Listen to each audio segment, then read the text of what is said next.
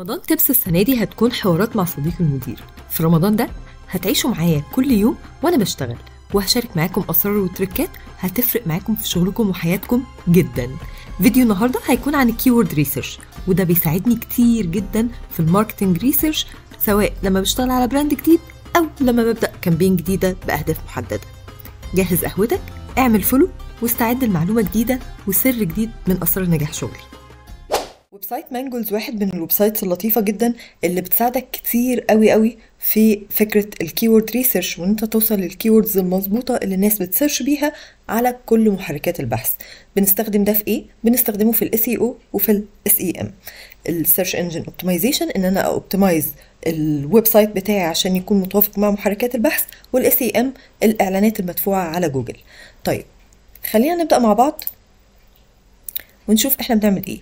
انا هستخدم النهارده الكيورد ريسيرش. من كلمه كيورد ريسيرش بيبدا يطلع لي الداشبورد اللطيفه دي اللي منها بكتب الكيورد المطلوبه.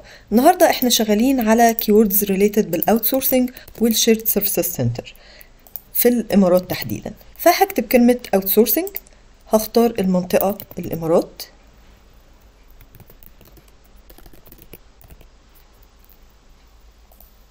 ولو محتاج اختار لغة معينة عشان اتفادى الهنود، عشان اتفادى الباكستانيين، الجنسيات التانية اللي موجودة في الامارات، ممكن نختار اللغة من هنا. لو مش فارق لي قوي فبكتب او بكليك على find keyword. بيطلع لي الداشبورد اللي هتظهر معانا دلوقتي. بيبدأ يطلع لي الداشبورد اللي ظاهرة معانا دلوقتي. الداشبورد دي بيكون فيها 2 سيكشن. السيكشن الاول ان انا بسيرش بالكيورد كلمه معينه زي كلمه اوت سورسنج. الطريقه الثانيه للسيرش هي السيرش باي دومين، ودي هنشوفها بعد شويه. طيب انا لما كتبت كلمه اوت سورسنج في الامارات باي لغه لقيت ايه؟ لقيت الكيوردز الاساسيه اللي انا اخترتها والكيوردز الريليتد المتعلقه بالكلمه الاساسيه. طيب الكيورد الاساسيه دي حجم السيرش عليها، حجم البحث الشهري اللي بيحصل على الكلمه دي في البلد اللي انا اخترتها 1000 سيرش شهريا.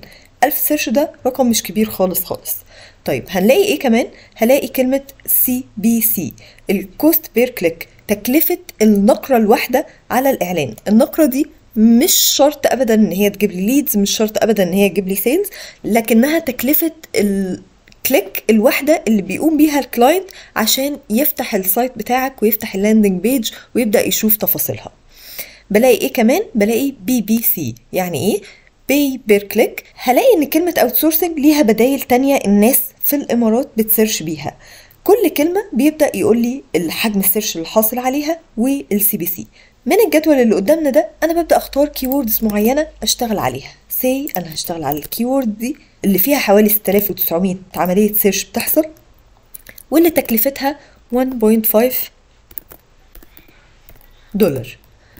طيب بفضل اعمل القصة دي على كل الكيوردز المناسبة للموضوع اللي انا بتكلم فيه.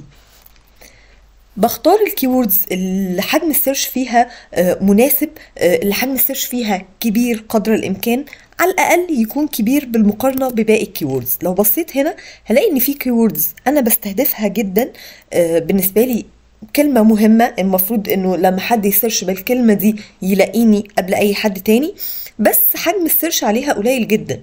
فالكيوردز دي مش هينفع اشتغل عليها، مش هينفع اصرف عليها. ليه؟ لان المنافسة فيها بتبقى عالية، المنافسة فيها واصلة او مخلية الكوست بير كليك عشان كلاينت يدخل يضغط بس على اللاندنج بيج اللي انا عاملاها بتوصل $10. فبالتالي انا بجمع كل الكيوردز المناسبة للموضوع بتاعي، بعرف حجم السيرش عليها، بعرف تكلفة الكيورد او تكلفة الكليك الواحدة، وببدأ احذف بعض الكيوردز اللي هيبقى صعب ان انا اشتغل عليها دلوقتي، واركز على بعض الكيوردز التانية اللي هبدأ اشتغل بيها. طيب عايز اكمل واوصل لكيوردز جديده، مش بس الكلمات اللي في دماغي او الكلمات اللي انا متوقع ان الناس تبدا تسيرش بيها. بعمل ايه؟ بمجرد ما بضغط على الكلمه الاساسيه بيفتح لي على اليمين كل المواقع المتصدره في الكلمه دي في البلد اللي انا اخترتها. فلو انت مقيم في الامارات او فاتح من الامارات وعملت سيرش كلمه اوت سورسنج هيطلع لك كل الشركات دي. طيب هل الشركات دي كلها هي خلينا نقول شركات مستهدفة او نقدر نعتبرهم منافسين؟ لا خالص، لان انت هتلاقي فيهم لينكد ان، هتلاقي فيهم ويكيبيديا، هتلاقي فيهم مواقع كتير جدا، حتى فيسبوك وانديد، مواقع كتير. يعني خلينا نقول ان هي مش ريليتد او مش منافس، مش كومباتر. فببدأ اختار مين فيهم يعتبر كومباتر. هناخد مثلا الشركة الاولى دي، وهروح للخانة التانية اللي مكتوب فيها search by domain، وهبدأ أدخل اليو ار ال بتاع الدومين بتاع الشركة المنافسة اللي متصدرة في الكيورد اللي أنا مستهدفها. لما بعمل ده بيبدأ يطلع لي الكيوردز اللي الشركة دي متصدرة فيها. فهي متصدرة في اسم الشركة نفسه فاست لينك، ومتصدرة في بعض الكيوردز التانية زي ايه؟ زي manpower supply in دبي. لا دي كلمة حلوة مناسبة وعليها حجم سيرش مناسب، عليها 1000 عملية سيرش بتحصل شهريا.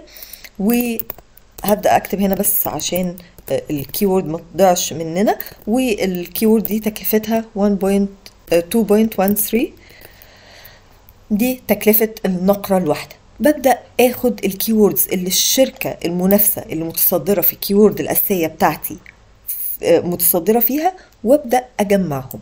وبكده بكون عرفت كل الكيوردز، سواء اللي المنافسين بتوعي بيشتغلوا عليها او الكيوردز اللي انا مستهدفها، متوسط حجم السيرش عامل ازاي، متوسط التكلفة لو هشتغل عليها اعلانات مدفوعة عامل ازاي. ليه؟ عشان ما ضيعش وقتي في كيوردز الناس مش مهتمة بيها قوي، انا بس اللي حطيتها في دماغي، لكن هي مش كيورد اساسية. الخطوة الاخيرة بتكون اني بروح لشيت الاكسل وبعمل فلتر للثلاث خانات دي. ابدأ اسورت عشان اختار الكيوردز اللي هشتغل عليها بالفعل. انا هشتغل على مجموعة الكيوردز دي اللي هي 10 كيورد، هم دول الاولوية بالنسبة لي، هم دول اللي لو عملت اعلان هبدأ احسب كل حساباتي بناء عليهم. بحسب حساباتي ازاي واعرف اعلاني هيتكلف كام ويوصلني لايه؟ ده اللي هنعرفه مع بعض بكرة ان شاء الله. ما تنساش تعمل فولو عشان تعرف هنعمل ده ازاي. كل سنة وانتم طيبين.